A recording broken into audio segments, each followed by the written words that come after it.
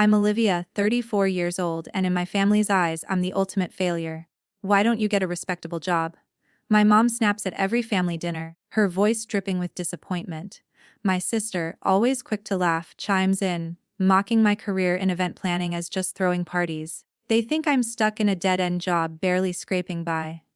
What they don't know is I own Harper Events, a company worth $2 million with branches in Tampa and Miami. I've kept it secret, tired of their endless comparisons and judgment. But that's about to change. At our family's annual charity gala, which I'm organizing, something happens that leaves them speechless. My sister's smug grin fades. My mom's sharp tongue goes silent, and the truth hits them like a freight train. The manager of my event center steps forward, thanks me in front of everyone, and calls me boss. Their jaws drop, and I savor every second of it. Days later, when they come crawling back, begging for my help, I have the perfect response-ready words that turn their own insults against them. Stick around to see how it all unfolds, because trust me, you won't believe what happens next. Have you ever been underestimated by your family? Hit that like button, share your story in the comments, and subscribe to see how I turn the tables. Growing up in the suburbs of Orlando, I quickly learned my family judged people by prestige and money. My mom, Janet Reed, a retired lawyer with a sharp tongue, never missed a chance to remind me how I fell short. "You're wasting your life on frivolous things," she'd say, her eyes narrowing as she sipped her coffee at our polished dining table.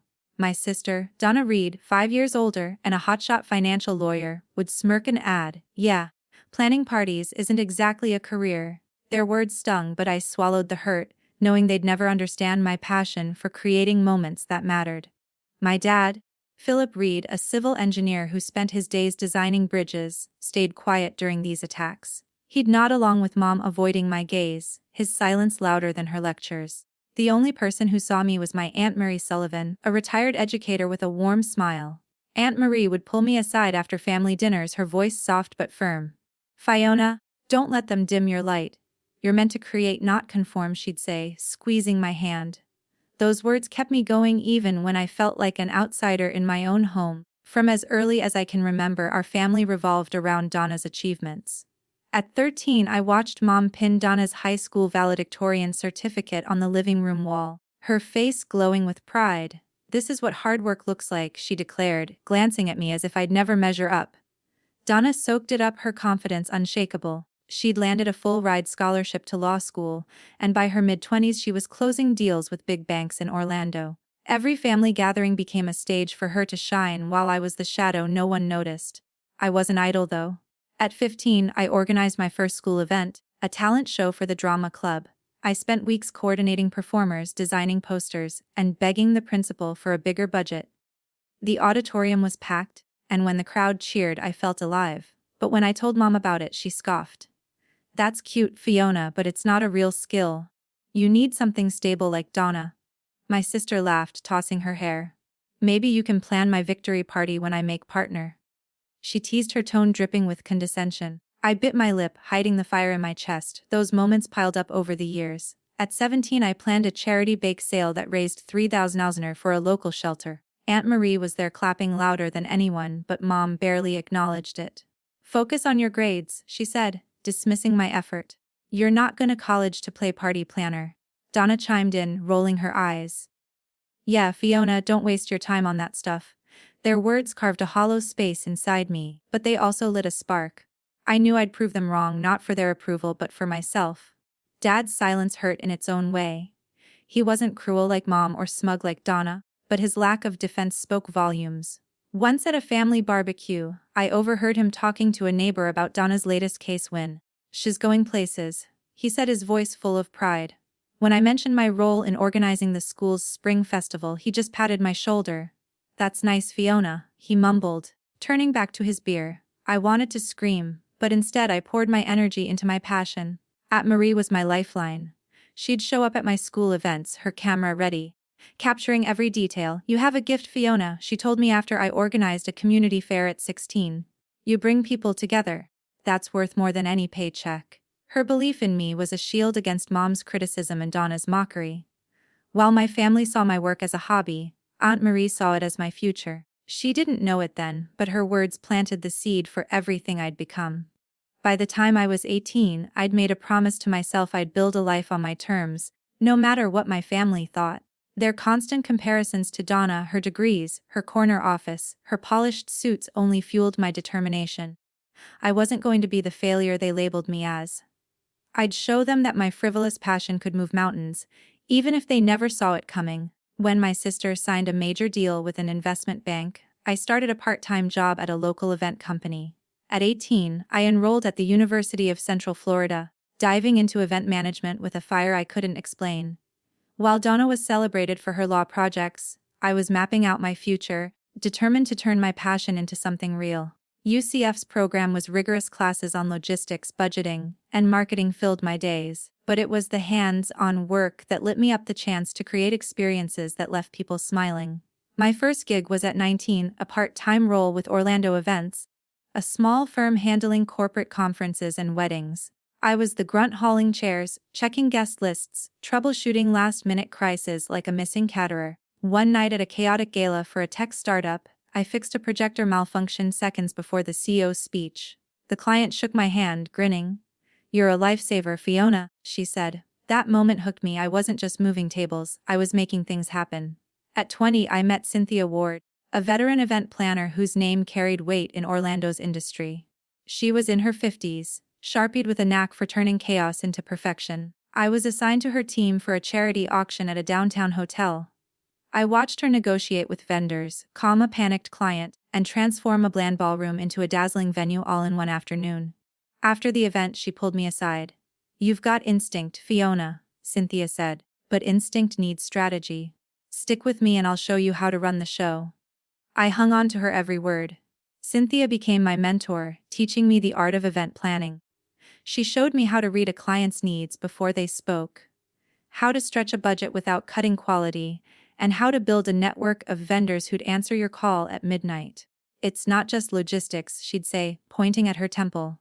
"It's vision." I soaked it up, spending late nights drafting proposals and shadowing her at high-stakes events.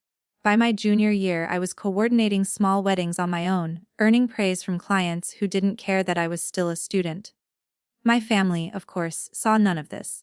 At a Thanksgiving dinner during my sophomore year, Mom asked about my classes. I mentioned a project where I'd planned a mock corporate retreat for a grade. "That's not a real major," she said, cutting me off. "You should switch to business." My sister smirked across the table. "Yeah, Fiona, you can't pay bills with party plans." Dad, as usual, stayed silent, stirring his gravy. I clenched my fork, biting back a retort. Their dismissal only pushed me harder. Aunt Marie was my quiet cheerleader. She'd call after my bigger projects, asking for every detail. When I told her about a community festival I'd helped organize at 21, raising $5 for a local library, she beamed. "You're building something special, Fiona," she said. "Don't let anyone tell you otherwise." Her encouragement kept me grounded, a reminder that my work mattered even if my family didn't see it. By the time I graduated at 22, I'd built a portfolio of events, corporate luncheons, charity drives, even a small music festival. My professors noticed one, calling me a natural leader in a recommendation letter. Cynthia noticed too. At my last event under her, a fundraiser for a children's hospital, she watched me handle a last-second venue change without breaking a sweat. "You're ready to fly solo?" she told me, her voice firm. "Start your own thing, Fiona. You've got what it takes." I walked across the UCF stage with my degree, not just a piece of paper, but a ticket to prove myself. Those years shaped me. Every late night, every stressful event, every client handshake built my confidence. I wasn't just chasing a job. I was chasing a life where I could create moments that mattered. My family's doubts, Mom's lectures, Donna's snide remarks, Dad's silence faded into background noise. I knew where I was headed and no one was going to stop me. At 24, I decided to step out from my family's shadow. With a degree from UCF and Cynthia's mentorship in my pocket, I was ready to build something of my own. I founded Harper Events, a small outfit in Orlando, starting with birthday parties and local business conferences. My first gig was a 50th anniversary celebration for a couple in Winter Park. I spent weeks securing a caterer, designing a floral arch, and coordinating a live band, all on a shoestring budget. When the couple toasted to their love under twinkling lights, their gratitude made every sleepless night worth it. Those early days were grueling. I was a one-woman show handling contracts, logistics, and even setting up tables myself. But each event taught me something new. How to haggle with vendors, charm hesitant clients, or pivot when a DJ canned last minute. By 25, I'd built a reputation for pulling off flawless events from corporate retreats to charity galas. Clients started calling me directly, bypassing bigger firms. "Fiona, you're a miracle worker." A local nonprofit director told me after I turned their fundraiser into a sold-out affair. That kind of trust fueled my drive. At 26, I took a leap that changed everything. A small event company in Orlando, Sunshine Celebrations, was on the brink of collapse, mismanaged and drowning in debt. I saw potential where others saw failure. With savings from my early gigs and a bank loan, I bought it out. Cynthia warned me it was a gamble, but she backed me up, offering advice on restructuring. "You're not just buying a company," she said, "you're building a legacy." I slashed inefficiencies, renegotiated vendor contracts, and rebranded it as Harper Events. Within a year, we were turning a profit booking events across Central Florida. Expanding was my next challenge. I opened a branch in Tampa, targeting their booming convention market. I hired a lean team, trained them in my hands-on style, and landed a contract for a tech expo that drew thousands. The success gave me the confidence to push further. A year later, I opened a Miami office, tapping into their vibrant wedding and nightlife scene. I flew between cities, overseeing operations, meeting clients, and refining every detail. By 28, Harper Events was valued at $20 million, a number that still felt surreal when I saw it on paper. I didn't tell my family about my success. I dreaded their judgment, the inevitable comparisons to Donna's law career. At a Christmas dinner when I was 25, Mom asked what I was doing. "Just working events," I said, keeping it vague. She sighed, shaking her head. "You're too smart for that, Fiona. Get a real job." Donna leaned in, smirking. "Maybe you can plan my firm's holiday party," she said, her tone mocking. I forced a smile, my stomach twisting. Dad said nothing as usual, while Aunt Marie shot me a knowing look. I hated lying, but I wasn't ready to face their scorn. The secrecy ate at me sometimes. Cynthia noticed my frustration during a late-night planning session. "Why don't you tell them?" she asked, her brow furrowed. I shook my head. "They just tear it down. Call it a fluke or a waste of time." She nodded, understanding. "Then keep building, Fiona. Let your work speak for itself." Her words stuck with me. Every contract I signed, every client I impressed was a brick in the wall. I was building a life they couldn't dismiss. By my early 30s, Harper Events was a machine. We handled high-profile weddings, corporate summits, even a music festival that drew crowds from across Florida. I had a team I trusted, systems that ran smoothly, and a reputation that opened doors. But to my family, I was still the girl chasing a hobby. At a cousin's wedding when I was 29, Mom pulled me aside. "You're almost 30, Fiona. Time to grow up," she said, her voice sharp. Donna overheard, chuckling. "She's fine, Mom. Let her play party planner." I bit my tongue, knowing they'd eat their words one day. That day was coming. I poured my heart into Harper Events, not for their approval, but for the life I'd built from scratch. Every late night, every risky decision, every glowing client review proved I was more than their doubts. I wasn't just surviving, I was thriving, and soon they'd see it. On a June morning, my mom called to discuss our family's annual charity gala. "Fiona, you work at that event center, right?" she said, her tone clipped. "Book it for us. Make it quick." She assumed I was just a staffer, not the owner of Harper Events. I agreed, keeping my voice neutral, and chose our flagship venue in downtown Orlando, with a sleek space I'd transformed into a hub for high-profile events. This gala, raising funds for a local children's hospital, was my chance to shine, but the thought of my family's reaction to the truth made my stomach churn. I threw myself into planning, determined to make the event flawless. Every detail had to be perfect, not just for the cause, but to prove I was more than their dismissive labels. I worked closely with Edward Payne, my project manager, a meticulous planner in his late 30s who'd been with Harper Events for 3 years.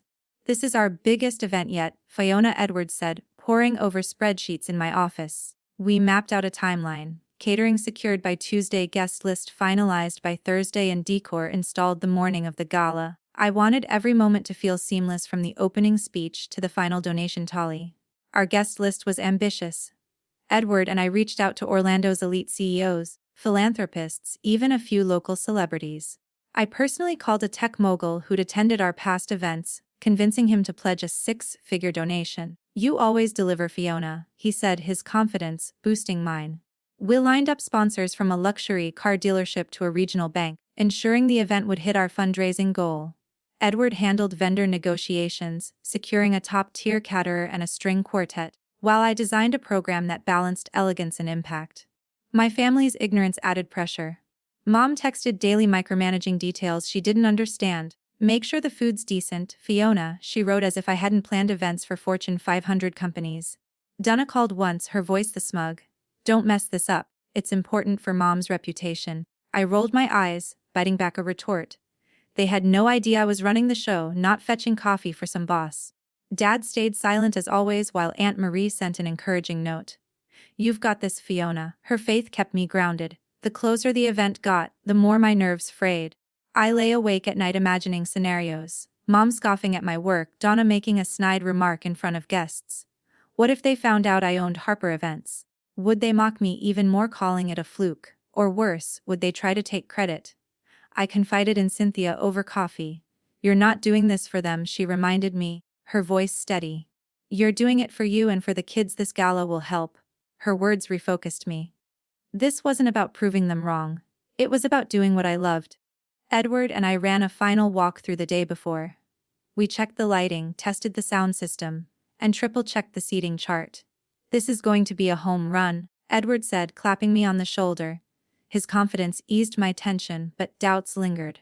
I'd kept my success hidden for years, shielding it from my family's judgment. Now, with hundreds of guests and thousands of dollars at stake, the truth felt like a ticking bomb. I didn't want it to explode. Not yet. The morning of the gala, I stood in the empty venue, running through my mental checklist. Every table was set, every name tag printed, every sponsor logo displayed. This was my world, one I'd built from nothing. My family saw me as a failure. But in this space I was in control. I took a deep breath, pushing their voices out of my head. Mom, Donna, even Dad, they'd walk into my domain tomorrow, clueless about who I really was. I wasn't ready to reveal the truth, but I was ready to show them what I could do. My resolve hardened. This gala wasn't just a fundraiser. It was a stage. I'd spent a decade building Harper Events, and this event would be a testament to that work. Let them think I was a nobody for one more day. I'd make sure every guest left in awe, and when the time came, my family would see me for who I'd become, not their disappointment, but a force they couldn't ignore. On the day of the charity gala, I arrived at my event center 4 hours before it began. This was our family's annual fundraiser for a children's hospital, and my mom, dad, sister, and Aunt Marie were already there, mingling with early guests as organizers of the event. The venue hummed with activity staff arranging centerpieces, the string quartet warming up, caterers setting out appetizers. Orlando's elite filled the room, CEOs, philanthropists, and a local news anchor, all here to support the cause. By night's end, we'd raised over 300,000, a number glowing on a digital screen. Every detail from the polished speeches to the seamless service was perfect, and I felt a surge of pride, though nerves gnawed at me. Mom in her tailored blazer strutted through the crowd, acting like the gala was her masterpiece. Fiona's helping out tonight, she told a city council member, her tone implying, I was just staff. She works here, you know. Donna, sipping wine in a designer dress, laughed loudly. Yeah, Fiona's probably fetching coffee for the real planners, she said, drawing chuckles from nearby guests. Their words stung, but I kept my composure, guiding them to their VIP table. Dad gave me a distracted nod while Aunt Marie whispered, You're doing amazing, Fiona. I smiled tightly, focusing on my checklist. The gala unfolded flawlessly. A tech mogul bid 50,000 in the live auction, sparking cheers. The hospital's director delivered a speech that brought tears to eyes, praising our team's work. I stayed behind the scenes, ensuring every moment flowed, but Mom and Donna kept up their jabs. During a break, Mom cornered a sponsor, a local banker. Fiona's still finding her way, she said loud enough for me to hear. Not like Donna, who's a partner at her firm. Donna grinned, adding, I told Fiona to get a real job, but she loves these little events. My face burned, but I turned away, refusing to let them ruin this night. Then came the turning point. Edward, my project manager, stepped onto the stage for the closing remarks. His voice rang out clear and confident. Tonight's triumph belongs to one person, he said, looking at me. My heart stopped. Fiona Bennett, our boss and the founder of Harper Events, built this company from nothing. She's raised millions for causes like this and turned Harper Events into a 2,000 million powerhouse with branches in Tampa and Miami. He paused, beaming. Fiona, please join me. The room exploded in applause, but I stood rooted, my pulse racing. Mom's face froze, her wine glass trembling. Donna's smug smile vanished, her cheeks turning crimson. Dad's head snapped up, his eyes wide with disbelief. Aunt Marie clapped furiously, her grin wide enough to light the room. I walked to the stage, my knees shaky as Edward went on. Fiona's vision raised over 300,000 tonight for kids who need it. The crowd roared, but I barely registered it. I glanced at Mom, her sharp demeanor replaced by stunned silence. Donna, who'd bragged all night about her law firm's latest merger, looked like she wanted to disappear. The banker they'd spoken to nodded at me, impressed. I took the microphone, my voice calm despite the storm inside. "Thank you for supporting this cause," I said, addressing the guests. "Harper Events is honored to make a difference." I avoided my family's eyes, focusing on the cheering crowd. As I stepped down, Cynthia caught my gaze from the sidelines, giving me a proud nod. Guests swarmed me with congratulations, sponsors shaking my hand, but Mom and Donna stayed silent, their arrogance crushed. Dad muttered something about the dessert, avoiding my eyes. Years of hiding my success melted away in that moment. I'd built Harper Events despite their doubts, and now, in front of Orlando's finest, they saw the truth. I wasn't their failure. I was a force. Mom's silence, Donna's embarrassment, Dad's shock. It all confirmed they couldn't dismiss me anymore. Tonight I'd claimed my place, and nothing could take that away. 5 days after the gala, my mom invited me to a small family meeting. I walked into her pristine living room where Janet, Philip, Donna, and Aunt Marie sat around the mahogany table. The air was thick with tension, their faces a mix of discomfort and expectation. I braced myself, knowing this wasn't about apologies for their years of dismissal. Mom cleared her throat, her lawyer's poise intact. "Fiona, I need a favor," she said, her voice clipped. "I'm launching a real estate project and I could use some capital. You've got connections now, don't you?" Donna jumped in, her tone forced, and my firm's in a rough spot. "A client introduction from your company could seal a big contract." Their audacity hit me like a slap. I leaned back, my heart pounding but my face calm. Aunt Marie watched silently, her eyes encouraging. "You want my help?" I asked, my voice steady. "The same help from someone you said didn't have a respectable job." Mom flinched, her lips tightening. Donna's cheeks reened, but she pressed on. "Come on, Fiona, don't be dramatic. We're family." I shook my head, the weight of their words over the years flooding back. "You called my work frivolous," I said, looking at Mom. "And you, Donna, said I'd never make it in the big leagues. I built Harper Events despite you, and now you want my success to bail you out." The room went silent. Dad stared at his hands, avoiding my gaze. I stood, my voice firm. "I'm not helping. You made it clear my work wasn't worth respecting, so I'll keep my resources for those who value me." Aunt Marie's eyes gleamed with pride, but Mom's face hardened and Donna looked like she'd been slapped. I walked out, leaving their stunned silence behind. Days later, I heard Mom's real estate deal collapsed without the capital she needed. Donna's firm lost the contract and her reputation took a hit when clients learned she'd leaned on her failed sister for help. Their financial strain was the talk of Orlando's elite, a bitter pill for their pride. A month later, I sat in my office looking out at Orlando's skyline. The gala's success had catapulted Harper Events to new heights, and I was done hiding who I was. I stopped taking Mom's calls, ignored Donna's texts, and felt a freedom I hadn't known before. Dad sent a vague email about catching up, but I didn't reply. Aunt Marie visited, bringing her warmth and a bottle of wine. "You stood your ground, Fiona," she said, raising a glass. "That's strength." Her support reminded me I didn't need their approval to thrive. Harper Events was booming. I opened a new branch in Jacksonville, handling corporate summits and luxury weddings. Clients raved and my team grew. Each member trained in the precision I'd learned from Cynthia. Inspired by her mentorship, I launched a program for young event planners, offering workshops and internships to kids who, like me, were told their dreams weren't enough. One intern, a shy 19-year-old, reminded me of myself at her age. "You make me believe I can do this," she told me after a session. Those words hit harder than any client contract. Looking back, I saw the cost of their judgment. Mom and Donna's disdain didn't just hurt me.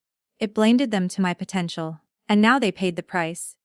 Their lost opportunities were a direct result of underestimating me. And it taught me a lesson worth sharing. Don't judge someone's worth by their job. Passion, when nurtured, can build empires, but prejudice can tear down bridges between people, dreams, and even families.